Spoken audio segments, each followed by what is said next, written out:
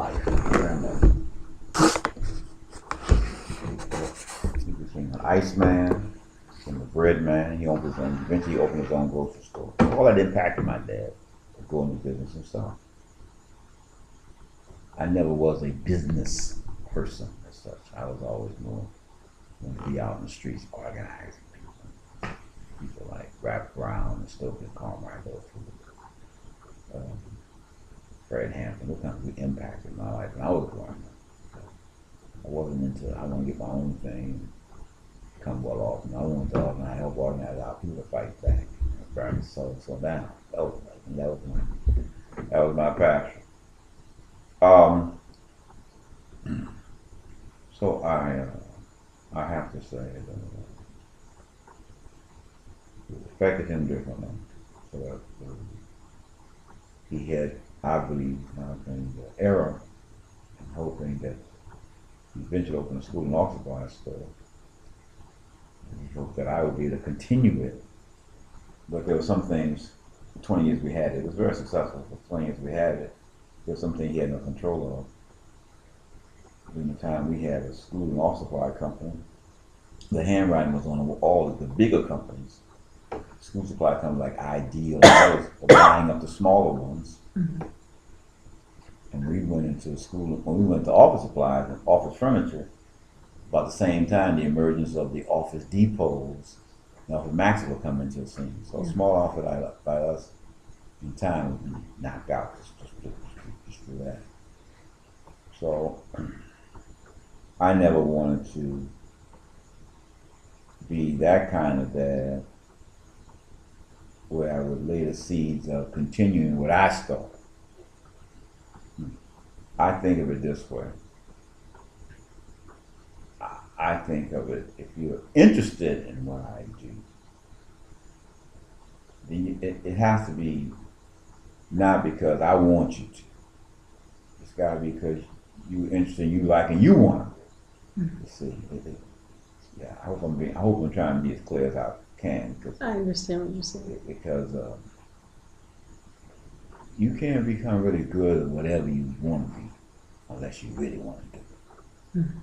My 3 children support me. They have their own dreams. So I've always tried to conduct myself to help them any way I can realize their dreams. Because it's their dream that's going to make them happy. You'll never be happy. I'm doing it because you want me to. That's the wrong reason. It's just like anything else, even in a relationship. You know? So, I don't know.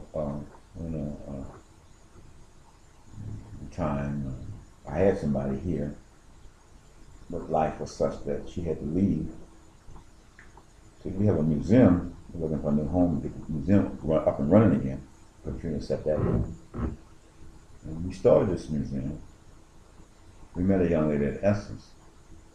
Came up to this table we had.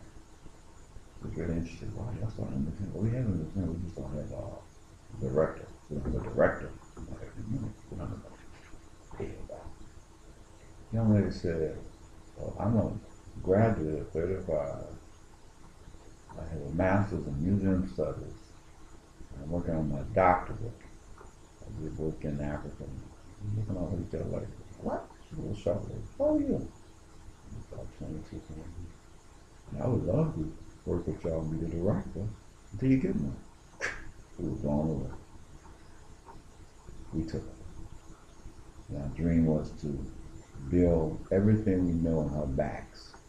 So we got started by the woman who started DuSable Museum, Dr. Margaret Bowles. Mm-hmm. We lost her 3 years ago at the age of 95. Mm-hmm. And our dream was to bring these two together, which we did. We did get about 3 years. But finance took its toll. She had an opportunity presented itself in Atlanta, and she wished her well. There was a big family party. We stayed in touch. Because now that fell apart. We lived in the King Center. Those children of the King family were sad. And last time I heard, Tanika Kamuthi, pushing the cashier in some supermarket. It's hard to get employment in those kind of fields you're in. So we keep in touch. And right now we have somebody working with us now to develop a good business plan for this. And with that, getting that completed, that's going to play a big role in us getting another place. Hopefully, it's getting funding. Hope we can get her back. Cause that's her dream. She's something else. But anyway, if not, they're out there. I'm hoping that we will find someone. There's two up here work with me in these tours, but they're all my age. So we're hoping at any time we'll find someone that can be who want to continue what we're doing. And that'll be a battle. You have to find it before we go. True. Now you need the continuity. I was very glad to meet y'all. I have been wanting to find a way. So I get a lot of people take the tour. They're from out of town. They gotta go back to their homes. I'm trying to build something locally. And one of the institutions that I've been wanting to develop and enroll would be the Black colleges. I work for Southern University, Coach Dillard. And it's just, we're kind of raggedy from the response. Black colleges don't go to the white colleges. Black colleges wearing 5 or 6 hats, white colleges wearing 1 hat. Mm-hmm. So the professionalism in many ways, it's not what it should be. So when the Bucket Brigade, the Bucket Brigade plays a good role. They impart what I do to others. So what I call the back door, so to speak. I finally get a communication through your department, Lady Department. Something I want to build inroads for our Black colleges. And I said, well, even though it came indirectly through Bucket Brigade, we can make some inroads. Hopefully, I can spread. Just other students that can't go to the department, but other universities. I got to do one thing when I had y'all out there. Let's take a picture. Mm-hmm. I want to take a group shot. Students from Xavier University. And my goal is that more people who live here, they learn and grow. They say, damn, we got to keep this going. They begin to see the importance. Mm-hmm. And I tell people, wherever you live, it's the same thing. I'm convinced wherever you live, whatever place you stay, you can do the same thing. Stuff hidden. So you're using your own history to teach. You teach mathematics with this stuff. You can teach geography with this stuff. Critical things good. How did they do it? They had a plan. Who called the plan?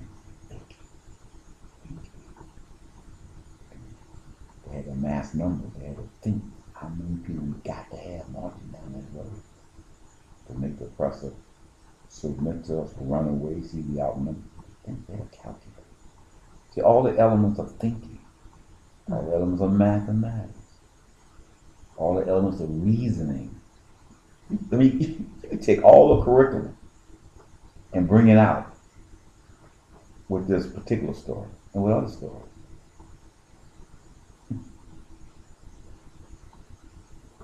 I mean, it's a powerful tool when elementary teachers are trying to teach kids how to add. My lady asked me one day, you said there was 50 different nations represented? I said, yeah. That's 50 different languages? I said, yeah. Well, how the hell they overcame that? Aha! Now, I can't tell you in detail how they did that. Mm-hmm. But I can tell you this. They figured out a way. That's deductive reasoning. They couldn't get from this point to that point unless they figured out a way. How I'm going to How we gonna communicate so you understand when it's time to move you to do? And they didn't have any cell phone, fax machine, all that stuff. That's why I tell people, take a program. And they could do all of that under those conditions. Don't tell me you can't learn this out. Don't tell me you can't learn that. I'm speaking in school, I try to bring it. Don't tell me you can't do that. Because you come from people that had far less and did this.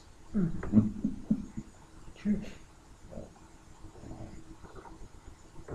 Very true. So the more they can learn the true history, it can help inspire and impact them. The average black person doesn't know. The man who was in charge to defeat the Union was caught by black and forced to surrender. And just some irony. It's a great story though.